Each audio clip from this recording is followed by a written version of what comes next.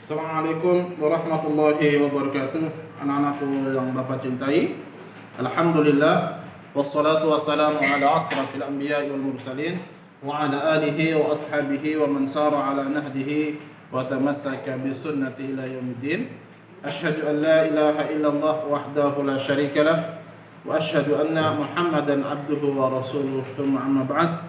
Anak-anakku sekalian, kelas 5A dan kelas 5B yang Bapak cintai dan Bapak banggakan, bulan yang penuh berkah, marilah sama-sama kita mengucapkan rasa syukur kepada Allah Subhanahu wa Ta'ala atas segala limpahan rahmat dan karunia yang Allah berikan kepada kita semua, sehingga anak-anakku sekalian kita bisa melakukan aktivitas ibadah pada bulan Ramadan. Mudah-mudahan kita keluar daripada bulan Ramadan, selesai dari pelaksanaan ibadah bulan Ramadan, kita mendapat predikat atau kita mendapat gelar menjadi orang-orang yang bertakwa. Sebagaimana ayat Allah dalam Al-Quran surah Al-Baqarah, ya ayyuhalladzina amanu kutiba alaikumusiyam kama kutiba alal ladzina min qablikum la'allakum tattaqun. Hai orang-orang yang beriman, telah diwajibkan atas kalian untuk berpuasa sebagaimana diwajibkan umat-umat terdahulu agar kalian menjadi orang yang bertakwa. Dari esensi daripada puasa Ramadan adalah kita menjadi hamba-hamba yang bertakwa kepada Allah Subhanahu wa Ta'ala. Salawat dan salam mudah-mudahan tetap tercurahkan kepada junjungan baginda Nabi besar kita Muhammad sallallahu alaihi wasallam beserta dengan para keluarga beliau, para sahabat, para tabi'in, tabi'ut tabi'in, serta orang-orang yang selalu konsisten dan istiqamah di atas manhaj yang hakiki. Mudah-mudahan kita semua termasuk pada umatnya. Pada kali ini kita akan masuk pembahasan pada pelajaran kita di fikih ibadah. Insyaallah kita akan masuk pada pembelajaran yang ke-9, yaitu hewan sembelihan. Ya, nanti akan masuk pada akikah dan kurban insyaallah taala. Anak-anakku sekalian, ternyata tidak semua hewan disyariatkan untuk disembelih. Ada yang dipukul, ada yang dibiarkan mati, tetapi tetap halal untuk dikonsumsi. Ada pula hewan yang ketika dikonsumsi disyariatkan oleh Allah, disyariatkan dalam Islam, maka harus disembelih terlebih dahulu. Nah, pertanyaan dari anak-anakku sekalian, mungkin kita semua pasti pernah mengonsumsi namanya daging kambing. Wah, kayaknya enak banget ya bulan puasa bicara daging kambing, apalagi soto kambing. Masya Allah. Ataupun daging sapi, ataupun daging ayam, ataupun rusa dan sejenis yang lain. Sebelum dagingnya dimasak atau dikonsumsi, maka hewan-hewan tersebut harus melewati namanya penyembelihan. Menyembelih yaitu mematikan hewan yang halal dengan cara yang disyariatkan oleh Islam, dengan tujuan untuk dikonsumsi oleh orang-orang yang beriman kepada Allah. Nah, hewan yang disembelih dengan cara yang benar serta halal untuk dikonsumsi atau untuk dimakan. Sedangkan hewan yang disembelih dengan cara yang tidak disyariatkan, maka haram dikonsumsi atau menjadi haram hukumnya. Oleh karena itu anak-anakku sekalian, kita harus mengetahui cara penyembelihan hewan yang benar sesuai dengan tuntunan syariat Islam itu sendiri. Yang pertama adalah jenis hewan sembelihan. Nah, di dalam syariat Islam ada hewan yang harus disembelih terlebih dahulu agar halal untuk dikonsumsi atau agar halal dimakan. Dan ada pula yang tidak perlu disembelih terlebih dahulu dan dia halal dikonsumsi atau dimakan. Nah, hewan yang harus disembelih terlebih dahulu sebelum dimakan yaitu hewan yang sejenis hewan ternak. Hewan yang sejenis hewan ternak atau unggas. Contoh sapi, kambing, kebo, ayam, rusa, kuda dan sejenisnya, onta, ya. Nah, hewan-hewan yang tadi Pak Rahmat sebutkan halal dikonsumsi apabila dilakukan penyembelihan terlebih dahulu, tentunya penyembelihan yang disyariatkan. Nah, adapun hewan yang halal dimakan tanpa harus disembelih terlebih dahulu adalah belalang, serangga, ikan, serangga yang dihalalkan, kemudian seluruh jenis ikan itu tidak perlu disembelih terlebih dahulu. Ya, jadi makanya anak-anakku sekalian dalam ayat bahwasanya dalam bangkai ikan dan bangkai belalang itu halal dikonsumsi. Seluruh hewan makhluk yang hidup di laut itu halal dikonsumsi, kecuali ada sebab dan akibat yang mungkin menyebabkan dia menjadi haram. Misalnya makan ikan sapu-sapu, yang mana ikan sapu-sapu itu hidupnya di pantai Ancol yang penuh dengan zat logam bahan kimia, bila dikonsumsi maka membahayakan. Tapi kalau sapu-sapu hidupnya di tengah laut, di laut yang bersih, insya Allah menjadi halal. Kemudian yang selanjutnya adalah cara penyembelihan hewan. Nah, dalam penyembelihan hewan ada hal-hal yang harus diperhatikan, di antaranya ada 5 poin. Ada 5 poin yang perlu kita perhatikan sebelum kita melakukan penyembelihan terhadap hewan. Yang pertama adalah penyembelihnya harus beragama Islam dan berakal sehat. Penyembelihan orang-orang Nasrani, orang-orang kafir tidak halal dikonsumsi, menjadi haram.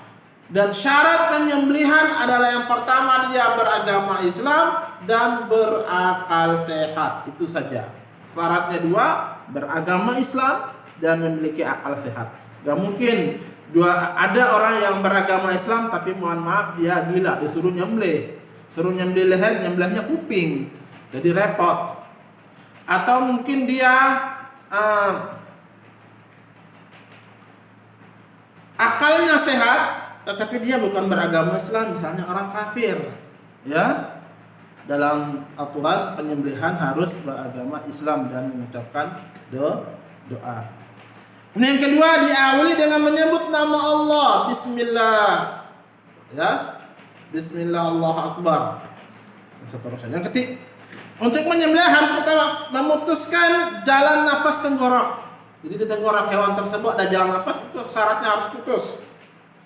Kemudian yang kedua, memutuskan saluran makanan yang ditenggorokan.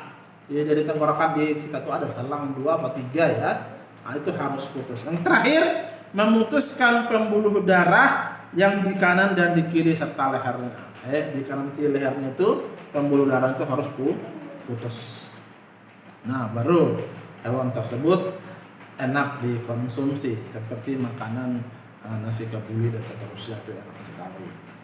Yang kelima, untuk hewan buruan yang halal, cara penyembelihannya ialah dengan cara membaca bismillah terlebih dahulu sebelum memanah. Misalnya ketika dia ajak teman-temannya, ayo kita berburu, misalnya kejar, berburu kelinci, berburu rusa, ya, di tengah hutan, maka ketika sebelum dia mana dia sudah baca bismillah terlebih dahulu, bismillah, wah, ya panah, cedera, baru. Ataupun misalnya dia punya tidak panah tapi dia menggunakan anjing, karena dalam syariat Islam anjing diperbolehkan dalam berburu. Syaratnya adalah anjing tersebut fungsinya untuk mematikan saja buruan, tetapi dengan melepas anjing sambil membaca bismillah. Dan anjing tersebut menggigit misalnya di lehernya, darahnya sampai keluar habis, dan kijang tersebut mati. Dan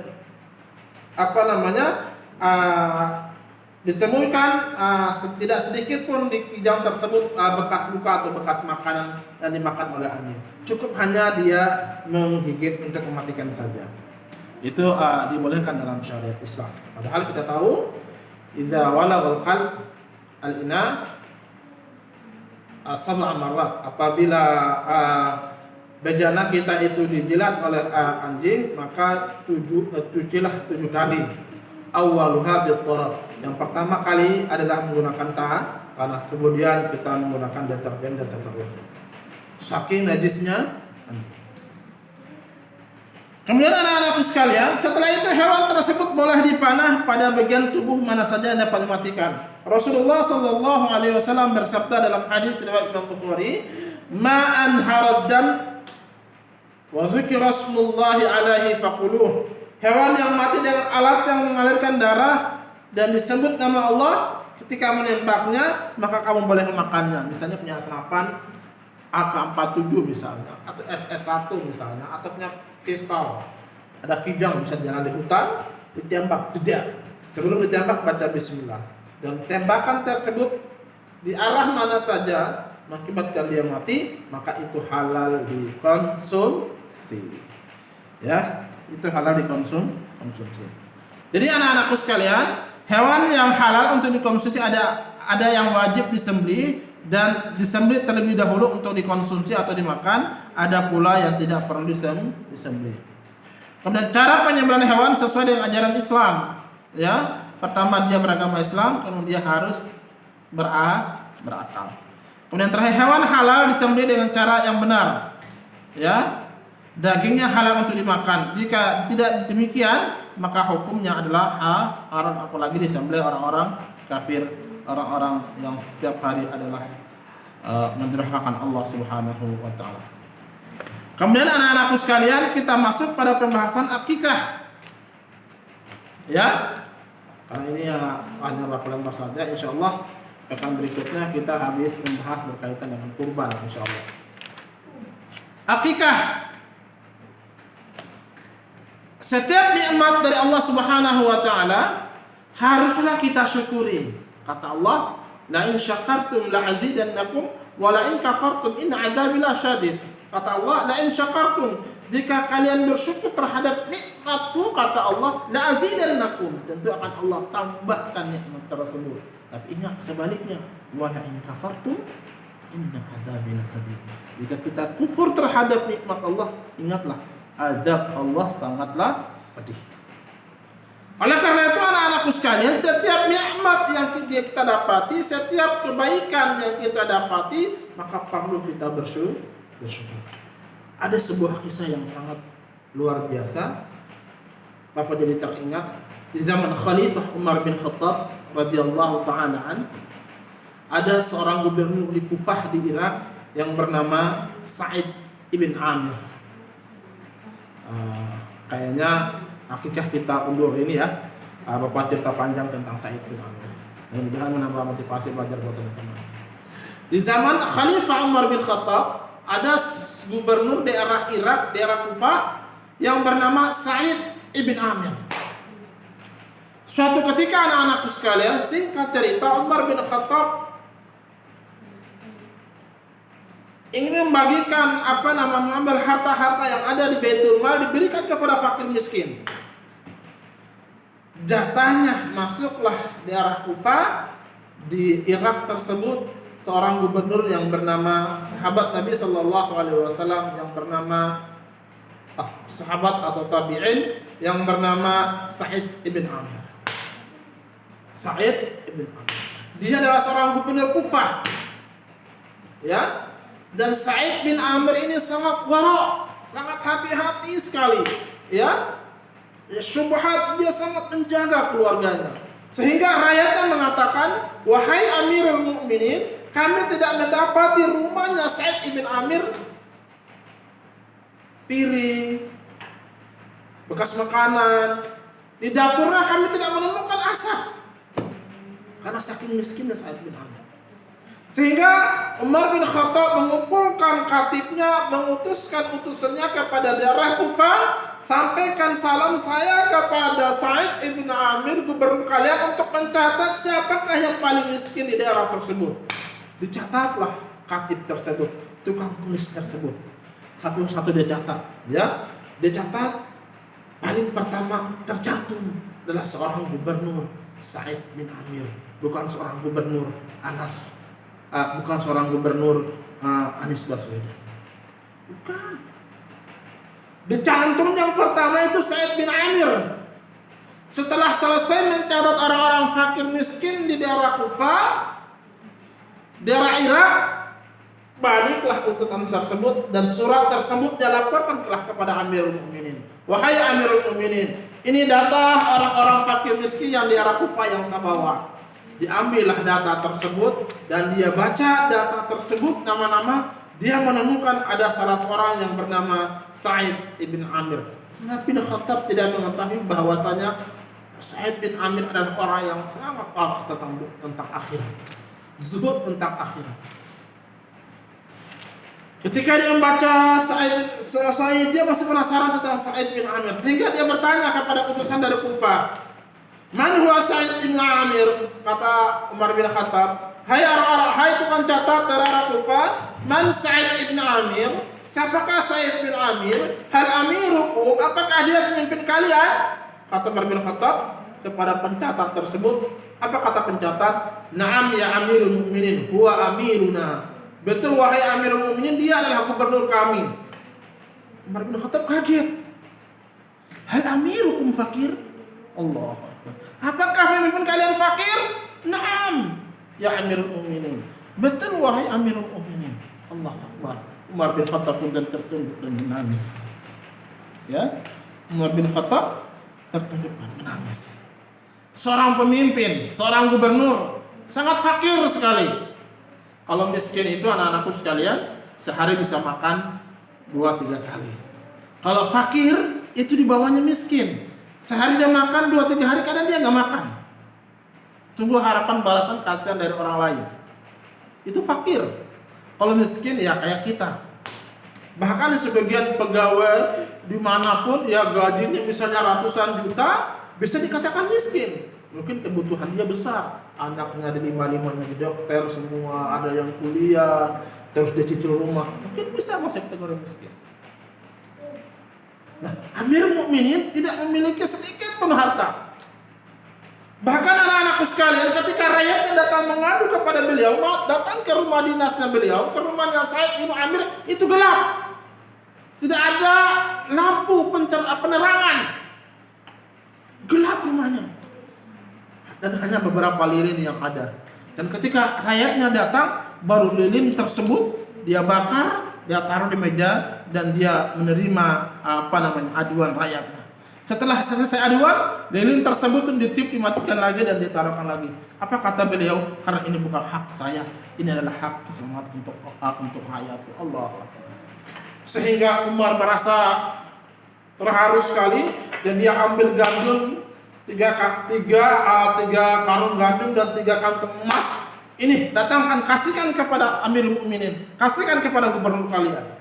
Ketika dia ketok rumahnya Sa'id bin Amir, tata yang keluar Sa'id bin Amir. Ketika diketok, kaget. Gandum 3 karung dan 3 kantong uang emas. Ketika Sa'id bin Amir melihat hal demikian, kira-kira apa yang diucapkan? Kalau Pak Rahmat dengan iman yang rendah, Bapak akan mengucapkan, "Ya Allah, Alhamdulillah."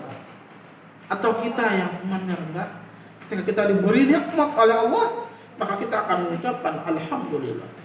Tetapi beda dengan Sa'id bin Amir, sahabat yang sangat dalam imannya kepada Allah, sangat waraknya kepada Allah.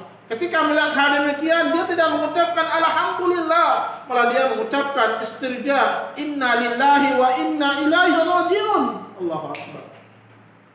Sa'id bin Amir mengucapkan Inna lillahi wa inna ilaihi rajiun. Ketika diberi makanan, diberi uang dari Amir Umar bin Khattab, bukan dia ucapkan Alhamdulillah, malah dia justru mengucapkan kalimat istirja, Inna lillahi wa inna ilaihi rajiun. Allahu Akbar. Iman yang sangat luar biasa anak-anak sekalian.